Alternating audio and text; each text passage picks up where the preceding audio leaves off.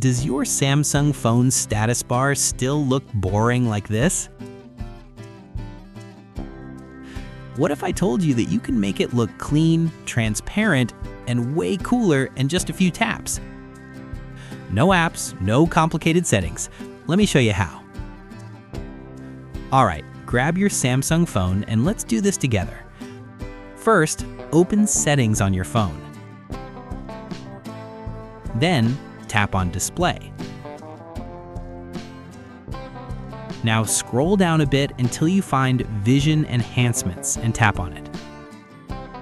Inside this menu, you'll see an option called Reduce Transparency and Blur. Go ahead and turn that on. And that's it. Yep, seriously, you're done.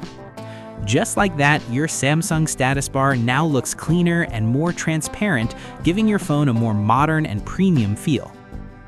Small change, but it makes a big difference, right? Now I'm curious, what Samsung phone are you using? Did this trick work on your device or not? Drop your model in the comments, and don't forget to like and subscribe for more simple Samsung tips like this.